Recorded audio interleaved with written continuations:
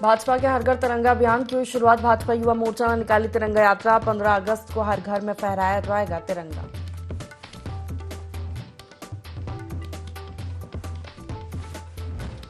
तीन दिवसीय मानसून सत्र में सड़क से लेकर सदन तक होगा हंगामा। पूर्व सीएम हरीश रावत गैरसैंण में 21 अगस्त को रखेंगे उपवास, तो 22 तारीख को महिला कांग्रेस करेगी सत्र का घेराव।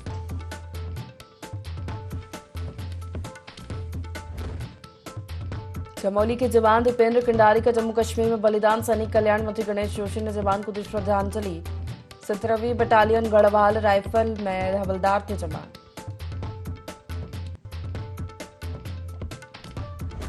मसूरी में बड़ा हादसा। भट्टा फॉल के पास तेज रफ्तार बोलेरो डिवाइडर से टकराए। हादसे में 5 लोग घायल।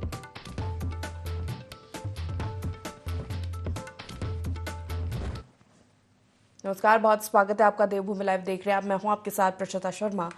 बुलेटिन की शुरुआत करते खास खबरों के साथ। उत्तराखंड विधानसभा का मानसून सत्र ग्रीष्मकालीन राजधानी गैरसैंण में आयोजित होने जा रहा है, जिसको लेकर कांग्रेस प्रदेश अध्यक्ष करण माहरा ने बताया कि सत्र के दौरान पूर्व मुख्यमंत्री हरीश रावत उपवास करेंगे। माहरा ने कहा कि हम प्रदेश के तमाम ज्वलंत मुद्दों को लेकर गैरसैंण जाएंगे और सड़क से लेकर सदन तक जनता के मुद्दों को उठाएंगे। 22 अगस्त को महिला कांग्रेस भी सत्र का घेराव करने पहुंच रही है। बहुत सारे मुद्दों को लेकर चाह रहे हैं। अंकिता है, महिला अपराध है, पुरौला उत्तरकाशी की जो 4 लड़कियों के संग बलात्कार हुआ, हरिद्वार में 14 साल की लड़की का रेप और मर्डर होना है, किसानों का मूल्य है, हटीमा उधम सिंह नगर की बाढ़ है, बेरोजगारी है, ये भर्ती घोटाले हैं, जिला विकास प्राधिकरण में कुछ नए मामले सामने आ रहे हैं, उनके लेकर समस्याएं हैं, बेरोजगारी है, भ्रष्टाचार है, लॉ एंड ऑर्डर है। सभी विषय ऐसे हैं जिस पे वहाँ उठने हैं, लेकिन समय कहाँ है। हरीश रावत जी उपवास कर रहे हैं। हम लोग कांग्रेस के लोगों से अपील करेंगे वो उनके उपवास में सम्मिलित रहें। और 22 तारीख को महिला कांग्रेस भी वहाँ घेराव का कार्यक्रम रख रही है अपने कुछ मुद्दों को लेकर, महिला अपराध और बहुत सारी चीज़ें हैं, तो उस पर भी कांग्रेस वहाँ उनके साथ सक्रिय रहेगी। उत्तराखंड में अक्टूबर के आखिरी सप्ताह में नगरीय निकाय चुनाव हो सकते हैं। वहीं सत्ताधारी पार्टी बीजेपी निकाय चुनाव में जीत दर्ज करने के उद्देश्य से तैयारियों में जुट गई है, तो कांग्रेस पार्टी ने भी नगरीय निकाय चुनाव को लेकर तैयारियां शुरू कर दी है। कांग्रेस ओबीसी विभाग के प्रदेश अध्यक्ष डॉक्टर गौरव चौधरी ने निकाय चुनाव में बड़ी जीत का दावा किया है। वही विधानसभा जबरेड़ा कांग्रेसी विधायक वीरेंद्र जाति ने भी निकाय चुनाव के परिणाम पूरी तरह से कांग्रेस के पक्ष में आने का दावा किया। इस दौरान डॉक्टर गौरव चौधरी ने कहा कि निकाय चुनाव में ओबीसी की भागीदारी सबसे अधिक होगी और जो परिसीमन होने जा रहा है उसमें ओबीसी की ज्यादा सीट आएंगी।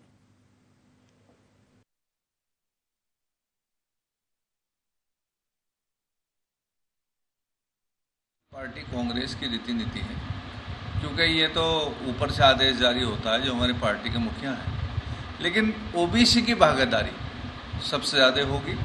और जो परिसीमन अब होने जा रहा है निकाय चुनाव को लेकर, जिसमें ओबीसी सीट आएंगी, तो पार्टी का विश्लेषण वो ओबीसी पे सबसे ज़्यादा है। और ओबीसी विभाग कांग्रेस का खुद इस पे एक मंथन कर रहा है कि हमारे प्रत्याशी कौन सी सीट पर कहाँ। प्रदेश में निकाय चुनाव है, जल्दी मुझे लगता है घोषणा भी सरकार करेगी। इस निकाय चुनाव को लेकर के हमारी पार्टी की पुरजोर तैयारियां हैं। संगठनात्मक स्तर पर, बूथ स्तर पर जितनी भी तैयारियां प्रोविजंस हमें करने थे, हम लोग एकदम तैयार निकाय चुनाव के लिए हैं। और हम लोग इस प्रतिस्पर्धा में अच्छे मतों के साथ, अच्छी जीत के साथ उभरेंगे। मुख्यमंत्री पुष्कर सिंह धामी समेत कई दिग्गजों के दिल्ली में हो रही केंद्रीय मंत्रियों के साथ मुलाकात को लेकर उत्तराखंड में राजनीतिक माहौल गर्म है। जहां एक तरफ लगातार हो रही इन मुलाकातों पर विपक्ष सरकार को घेर रहा है, तो वहीं भाजपा प्रदेश महामंत्री आदित्य कोठारी का कहना है कि सीएम धामी राज्य के हित और विकास के लिए बेहतर कार्य कर रहे हैं। आपदा कंट्रोल को जिस गंभीरता से सीएम ने मैनेज किया और जनता के बारे में सोचा, वही वजह है कि सीएम धामी पीएम मोदी और गृहमंत्री का दिल जीते हुए हैं।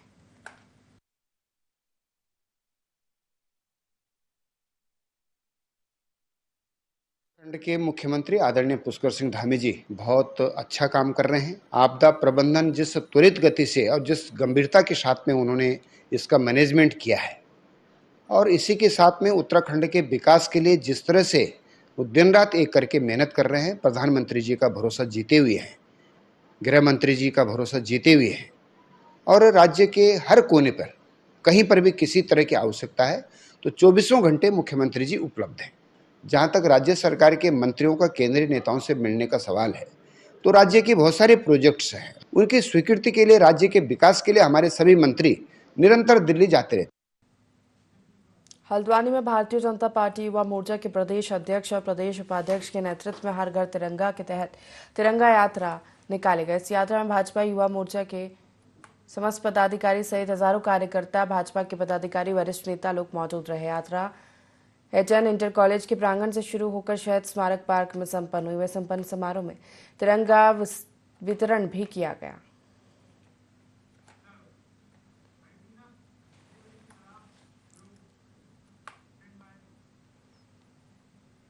थराली ग्वालदम राष्ट्रीय राजमार्ग पर नागोली में शराब की दुकान का स्थानीय महिलाओं ने विरोध किया है। महिलाओं का कहना है कि अंग्रेजी शराब की दुकान खोले जाने से क्षेत्र का माहौल खराब होगा, स्कूली बच्चों पर भी असर पड़ेगा। महिलाओं ने चेतावनी दी, यदि शराब की दुकान बंद नहीं की जाती तो महिलाएं आंदोलन तेज कर देगी। वहीं विरोध की सूचना मिलने पर पुलिस और जिला आबकारी अधिकारी मौके पर पहुंचे, शराब दुकान बंद करने का आश्वासन दिया।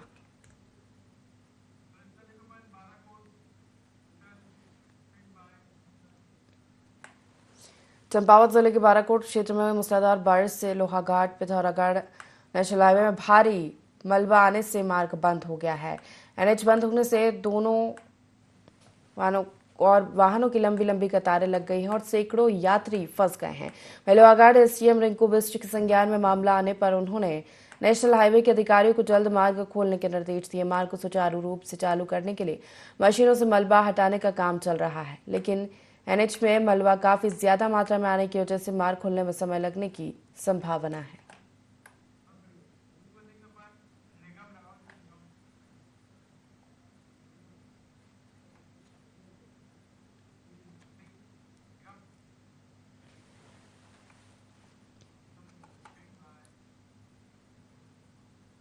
डोईवाला के धर्मचक खैरी रोड तिराहे पर पेयजल निगम की पाइपलाइन टूटने के कारण ग्रामीणों के सामने पीने के पानी का संकट गहराता जा रहा है।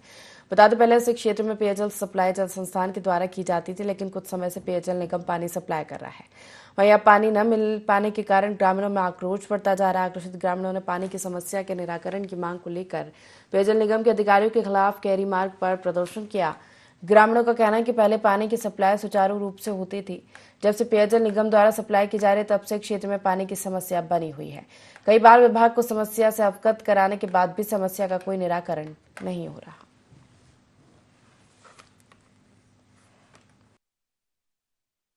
सुबह 5 बजे पानी ढो रहे और फिर लेके आ रहे, तब उससे हम सारा घर का काम कर रहे और तब फिर कहीं कहीं जाके हमारा काम हो रहा है। पानी एक बूंद नहीं आ रहा। पानी हम काफी दूर से ला रहे ढो ढो के, सुबह से ढोने लग जा रहे हैं। अब घर का काम करेंगे, पानी ढोए, हम क्या क्या करें। हो रही है जैसे कि सबसे पहले तो सुबह नहाने का है, नहाने के लिए भी पानी लेने जाओ, फिर खाना बनाने में बहुत दिक्कत हो रही है। खाना बनाने के लिए भी पानी चाहिए, पानी नहीं आएगा तो खाना कैसे बनाएंगे हम लोग। और फिर खाना बना भी लो तो बर्तन धोने की दिक्कत, फिर उसके लिए भी पानी ढो, बहुत समस्या है। करना प्रदर्शन करना पड़ेगा, फिर हम सब लोगों को भूख हड़ताल करनी पड़ेगी। जब बरसात के टाइम में वो पानी नहीं आ रहा तो कब आएगा। इन लोगों को एक गरीब तबका है यहाँ पे, और बेचारे अपने डंगर देखेंगे या अपने उन्हें देखेंगे, अब फिर पानी जाके नहाना भी है इन्होंने। कहते हैं सरकार भी जल्द जल्द पानी फ्री है, यहाँ पानी तो है नहीं। मैं तो समस्या यही देख रहा। कभी ठेकेदार आते हैं, देख के अपने जिधर को देखा उधर घुमा देते हैं, तो इसमें कोई सुनाई नहीं है। ये बेचारे बार बार जाते हैं, वहाँ जाके कंप्लेन लिखा रहे, कोई नहीं, वो ठंडे बस्ते में पड़ जाती है। पेयजल निगम द्वारा टंकी ट्वेल का निर्माण कार्य हुआ था पाइपलाइन बिछाने का। इसमें जो हुआ है कि इसमें जो है जो नई पाइपलाइन बिछाई गई उससे पानी नहीं मिल पाया। 3 दिन पहले जो है पेयजल निगम द्वारा जो है, जो इनके ठेकेदार थे, इनको द्वारा जो है पाइपलाइन बंद कर दी गई है, तो किसी को पानी नहीं मिल पा रहा। एक बूंद के लिए तो तरस रहे हैं, मगर इनके जो आला अधिकारी हैं बिल्कुल एक नंबर के, बिल्कुल नहीं सुनते किसी की, कुछ नहीं है। उनका कोई कार्यालय नहीं है डोईवाला में, या कई सूचना हम दे दें इनको, लिखित रूप में दे दें, फोन के माध्यम से हमने इनको कई बार अवगत कराया, मगर इनके कोई कार्रवाई नहीं हो पाती। अगर जो है एक नहीं सुनते तो हम मुख्यमंत्री आवाज जाके मुख्यमंत्री के विभाग है पेयजल निगम, हम वहीं जाएंगे, उनको अपनी जो है समस्या बताएंगे। मंगलौर में संयुक्त किसान मोर्चा ने ट्रैक्टर से तिरंगा यात्रा निकाली। इस दौरान किसान ट्रैक्टर तिरंगा यात्रा गुड़ मंडी से शुरू होकर नेशनल हाईवे से होते हुए अब्दुल कलाम चौक पहुंची और मांगों को लेकर ज्वाइंट मजिस्ट्रेट रुड़की को ज्ञापन सौंपा। इस किसान ट्रैक्टर तिरंगा यात्रा का मुख्य उद्देश्य प्रदेश सरकार का ध्यान किसानों की समस्या की ओर आकर्षित करना है।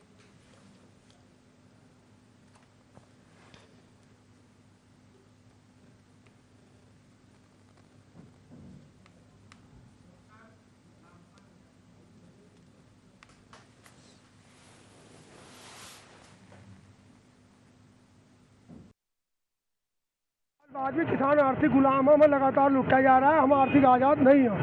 15 अगस्त को हमने इसलिए प्रोग्राम निकाला कि देश की सारी व्यवस्था रल जाती, तो 14 दिन आगे टिकट दिन आदेश चला कि हम 6 दिन पहले इसलिए निकाल लें कि देश की व्यवस्था न रहे। मांगे यही है कि फसलों के रेट बढ़ो, बिजली फ्री हो, ये 10-10 हज़ार के चलान की लूट बंद हो। मोदी सरकार ने आमदनी हमारी 2 गुनी ने बढ़ाई, चलान बढ़ा दिया 100 गुने। संयुक्त किसान मोर्चा के आह्वान पर आज पूरे भारत में ट्रैक्टर तिरंगा यात्रा निकली और इसमें जो स्थानीय मुद्दे थे, जो किसानों की लोकल की जो समस्याएं थी, उन्हें लेकर माननीय मुख्यमंत्री जी के नाम ज्ञापन दिया गया।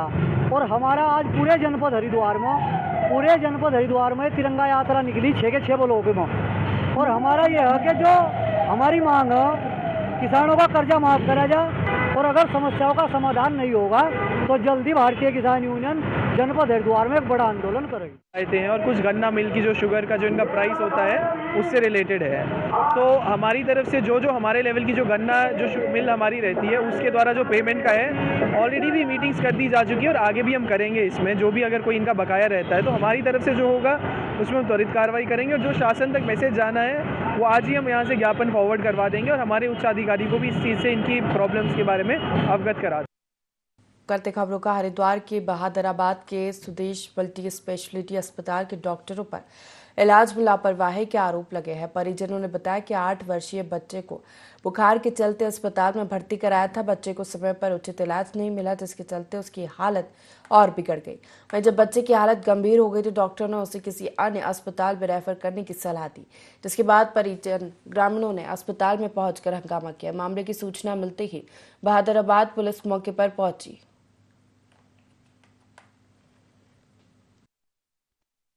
सुबह बुखार होया उसे और हम बच्चे को यहाँ पर एडमिट करा। हम 7 बजे बच्चे को लाए सुबह ही और डॉक्टर ने बोल दिया इलाज करा उसका। डॉक्टर बोल रहे कि हाँ बच्चा ठीक हो जाएगा।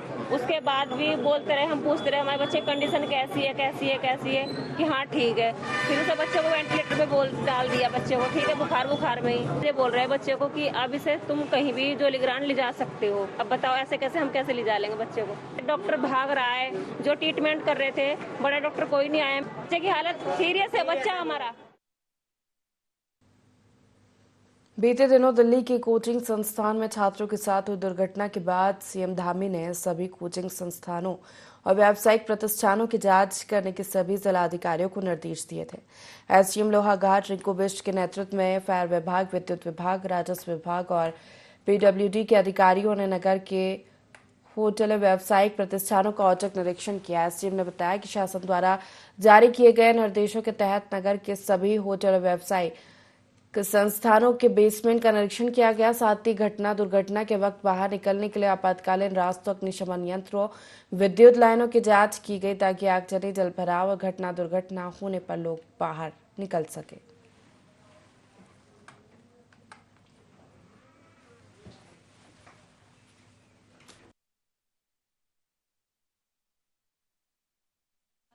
प्राधिकरण के जेई साहब, हाईडिल के जेई साहब, पीडब्ल्यूडी के जेई साहब और तहसीलदार साहब, पुलिस, अग्निशमन के सक्षम अधिकारियों के साथ में आज नगर क्षेत्र में जितने भी होटल या हमारे प्रतिष्ठान बेसमेंट या भूतल में चल रहे हैं उनका निरीक्षण किया गया और जो भी मानक है, जो भी एसओपी जारी हो रही है उनके संबंध में उनको दिशा निर्देश दिए गए हैं और इसमें जो भी कमियां पाई गई है उनको संबंधित को लिखित नोटिस दिया है। ये अभियान चलता रहेगा।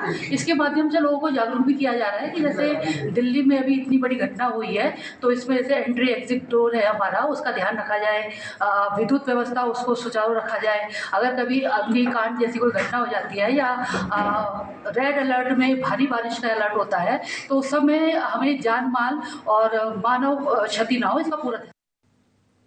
एक तरफ जहाँ देश में 15 अगस्त को आज़ादी का जश्न धूमधाम से मनाया जाता है तो वहीं उत्तराखंड राज्य के जिला हरिद्वार की भगवानपुर तहसील का हजारा टोंगिया गांव आज़ादी का जश्न देखने को तरस रहा है। वो गांव जो अंग्रेजों की गुलामी के बाद अब राज्य की सरकार की गुलामी की जंजीरों में जकड़ा हुआ है, जो आज़ाद होकर सरकार की हर योजना का लाभ लेना चाहता है। मोदी सरकार की हर घर शौचालय की योजना इस गांव में आकर दम तोड़ देती है। ग्रामीणों का कहना है वे लोग आज़ादी के बाद भी गुलाम हैं। पहले अंग्रेजों की गुलामी की और अब काले अंग्रेजों की गुलामी करनी पड़ रही है। अगर गांव में कोई बीमार हो जाता है तो उसे दम ही तोड़ना पड़ता है या रास्ता तक नहीं है।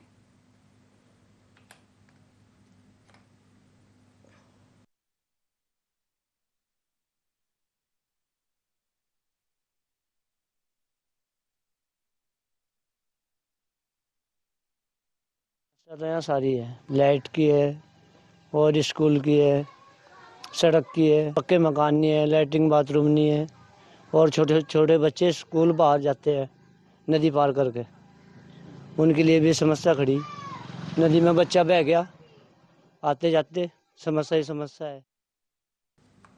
सैनिक कल्याण मंत्री गणेश जोशी ने देहरादून के नया गांव रतनपुर में पहुंचकर जम्मू कश्मीर के तंगधार क्षेत्र में चमोली के करछुना गांव निवासी 17वीं बटालियन गढ़वाल राइफल में तैनात हवलदार दीपेंद्र कंडारी के आकस्मिक निधन पर उनकी अंतिम यात्रा में शामिल हुए। साथ ही उन्हें पुष्पचक्र अर्पित कर अपनी और प्रदेश के मुख्यमंत्री पुष्कर सिंह धामी की ओर से श्रद्धांजलि दी। इस दौरान गणेश जोशी ने कहा कि संकट की घड़ी में केंद्र राज्य सरकार परिवारजनों के साथ खड़ी है।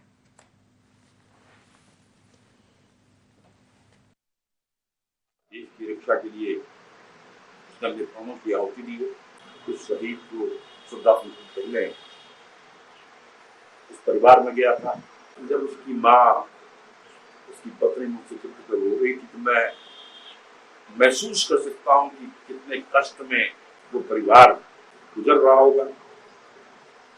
इस दुख की घड़ी में भारत की सरकार, प्रदेश हमारी सरकार के साथ में खड़ी है और शासन द्वारा अभिमन्यु जो हमारी घोषणाएं उसके अनुरूप जो परिवार मांग करेगा उसको पूरा करेंगे। ये हमारी सरकार का संकल्प है और मैं उस महान नायक को अपने श्रद्धांजलि करता हूँ, नमन करता हूँ। रुड़की से बीजेपी विधायक की बहन और उनके पति ने एक प्रेस कॉन्फ्रेंस का आयोजन करवाया, जिसमें विधायक की बहन का कहना है कि विधायक प्रदीप बत्रा उनको धमकाकर प्रॉपर्टी को हथियाना चाह रहे हैं। विधायक ने फोन पर भी उनके साथ बदतमीजी की और कहा कि वो एक विधायक है, कोई उनका कुछ नहीं बिगाड़ सकता। वहीं कोर्ट द्वारा मुकदमा लिखाए जाने के बाद भी उन पर कोई कार्रवाई नहीं की गई।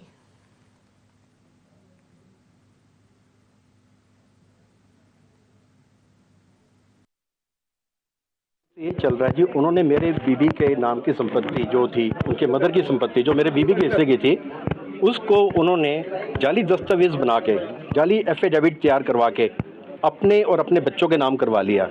जब हमें इस चीज़ का पता लगा, हमने पूछे जाने पे उन्होंने कहा सब मेरा, मेरे बच्चों का, तेरा कुछ भी नहीं है, जो करना है कर ले। बड़ी बहन से गलत बोला, उसने कहा तो मेरे से ऐसे गलत क्यों बोल रहा है? कह रहा है जीजा जी को फ़ोन दो। उसने मेरे को फ़ोन दिया, मेरे को सिर्फ धमका दिया, जो करना है कर ले, पुलिस प्रशासन सब मेरा है, मैं देख लूंगा, तेरे को यहाँ सब मेरा चलता है, आ जाओ कोर्ट में, आ जाओ देख लूंगा। 2 दिन के बाद ही हमारे में रातों रात झूठा मुकदमा आ गया, रात को 11:30 बजे हो रहा है और उस मुकदमे में ना किसी की उम्र ठीक लिखी हुई है, ना किसी का नाम ठीक लिखा है और मुकदमा दर्ज है और चल रहा है। वो चल रहा है जो ठीक पेपर है, जिसमें हमने पूरे दस्तावेज एफिडेविट जो कोर्ट ने हमसे 6-7 बार मांगे, उस पर कोई सुनवाई नहीं आज तक। आगामी 13 अगस्त को उत्तराखंड के मुख्यमंत्री पुष्कर सिंह धामी रुड़की में तिरंगा यात्रा में शामिल होंगे। जिलाध्यक्ष भाजपा शोभाराम प्रजापति ने जानकारी दी कि आगामी 13 अगस्त को उत्तराखंड के मुख्यमंत्री पुष्कर सिंह धामी रुड़की में आयोजित तिरंगा यात्रा में शिरकत करेंगे। इस मुहिम में देश और प्रदेश के भाजपा कार्यकर्ता हर घर तिरंगा लगाने का कार्य करेंगे और साथ ही साथ उन्होंने बताया कि एक पेड़ मां के नाम लगाने का संकल्प भी मोदी जी द्वारा लिया गया और प्रदेश और देश में हर एक व्यक्ति और भाजपा का कार्यकर्ता एक पेड़ मां के नाम लगाने जा रहा है। श्री प्रधानमंत्री जी ने, माननीय नरेंद्र मोदी जी ने जो हमें एक अधिकार दिया हर घर पे तिरंगा लगाने का, वो बड़ी धूमधाम से घर घर तिरंगा हमारे कार्यकर्ता 13 से 15 2 दिन लगाएंगे और अभी जगह जगह बूथ स्तर तक की बैठक हम ले रहे हैं। तिरंगा यात्रा कैसे होगी, कहाँ होगी, और हमारा सौभाग्य है इस बार रुड़की को माननीय सीएम साहब 13 तारीख को आ रहे हैं और 13 तारीख में एक बड़ी जोरदार एक सीएम साहब के साथ में एक तिरंगा यात्रा रहेगी और उसमें मुझे लगे कि पूरे रुड़की जिला उसमें सम्मिलित रहेगा। केदारनाथ प्रतिष्ठा यात्रा के बाद कांग्रेस प्रदेश कमेटी की बैठक दिल्ली में आयोजित हुई, जिसमें पूर्व राष्ट्रीय अध्यक्ष राहुल गांधी ने कांग्रेस प्रदेश अध्यक्ष करण महारा की सराहना की है। वहीं करण महारा ने कहा कि पूर्व राष्ट्रीय अध्यक्ष ने हमारे कामों को सराहा, यह हमारे लिए गर्व की बात है क्योंकि हम स्वयं उनके कामों से सीखते हैं। महारा ने बताया कि कांग्रेस ने जिन मुद्दों को केदार प्रतिष्ठा यात्रा के दौरान उठाया था, उन्हीं मुद्दों को घर घर तक पहुंचाने की बात शीर्ष नेतृत्व ने की है।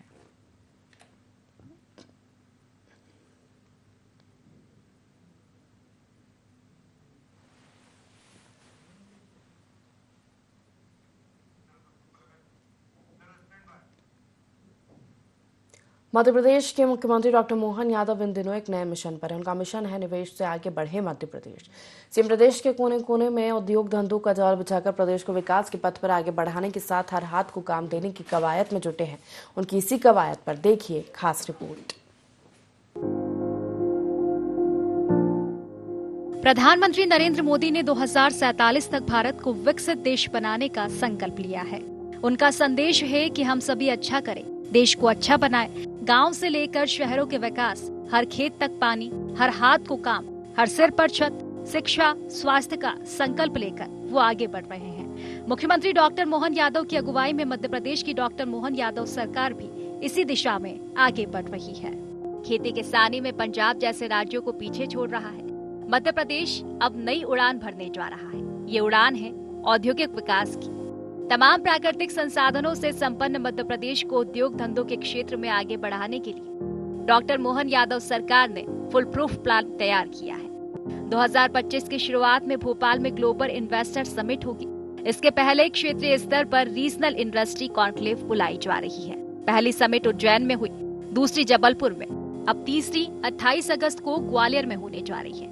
इसके साथ ही मुख्यमंत्री डॉक्टर मोहन यादव देश भर के निवेशकों को मध्य प्रदेश में निवेश का न्योता दे रहे हैं। उज्जैन के रीजनल इंडस्ट्री कॉन्क्लेव में 10,000 करोड़ और जबलपुर के रीजनल इंडस्ट्री कॉन्क्लेव में 17,000 करोड़ रुपए से अधिक के निवेश के करार हुए हैं। मुख्यमंत्री ने उद्योगपतियों को भरोसा दिलाया है कि एमपी में उन्हें उद्योग स्थापना के लिए हर अनुकूल माहौल मिलेगा। रीजनल इंडस्ट्री कॉन्क्लेव के साथ मुख्यमंत्री साल के आरंभ में भोपाल में होने जा रही ग्लोबल इन्वेस्टर समिट की तैयारियों में भी जुटे हुए हैं। मुंबई, कोयम्बटूर में मुख्यमंत्री उद्योगपतियों से संवाद कर चुके हैं। Doctor Mohan Yadav IT, aerospace जैसे सेक्टर्स में भी मध्य प्रदेश को आगे बढ़ाने की कोशिश में है। इस दिशा में आगे बढ़ते हुए मुख्यमंत्री ने कर्नाटक के बेंगलुरु में हिंदुस्तान एरोनॉटिक्स लिमिटेड के इक्विपिंग एवं फाइनल असेंबली का अवलोकन किया। मुख्यमंत्री ने हिंदुस्तान एरोनॉटिक्स लिमिटेड को मध्य प्रदेश में भी ब्रांच खोलने का आमंत्रण दिया है। मुख्यमंत्री डॉक्टर मोहन यादव ने बेंगलुरु में आयोजित इंटरैक्टिव सेशन में उद्योगपतियों को स्पेस टेक्नोलॉजी, आईटी, गारमेंट के क्षेत्र के लिए प्रदेश में तैयार इन्वेस्टमेंट प्लेटफॉर्म की जानकारी दी। व्यापार व्यवसाय के लिए जिस प्रकार की जरूरतें हैं वो सब हम देने को तैयार है, मगर परमात्मा ने हमको अगर बेंगलोर में इस लायक बनाया है तो बेंगलोर में ही नहीं रुकना है, आपको पूरे देश और दुनिया में आगे तक छाना है। तो मध्य प्रदेश भी रास्ते में आता है। मध्य प्रदेश आपको बुला रहा है, आपको आमंत्रित कर रहा है। आपको कोई अंतर नहीं लगेगा, बेंगलोर में बैठे बैठे आप मध्य प्रदेश में भी उतनी ताकत से व्यापार व्यवसाय बढ़ा सकते हैं। आप यहाँ का पैसा वहां भी लगाओगे, वो बढ़ के ही आएगा, कम होने वाला नहीं है। इसकी गारंटी सरकार के माध्यम से मैं दे सकता हूँ। सरकार ने स्पेस टेक्नोलॉजी सेक्टर में प्रदेश में पहली बार निवेश पाने के प्रयास शुरू कर दिए हैं। स्पेस टेक्नोलॉजी सेक्टर में काम कर रही कंपनियां उपग्रह चित्रण और डाटा एनालिटिक्स की सेवाएं उपलब्ध कराती है। उपग्रह के माध्यम से वैश्विक निगरानी और डेटा की शुद्धता में सुधार होता है। यह कंपनियां अंतरिक्ष में प्रदूषण और कक्षीय वस्तुओं पर निगरानी के लिए नई तकनीकी विकसित कर रही है। मुख्यमंत्री डॉक्टर मोहन यादव की पूरी कोशिश है कि प्रधानमंत्री नरेंद्र मोदी के 2047 तक विकसित भारत के संकल्प में मध्य प्रदेश बराबर का भागीदार बने।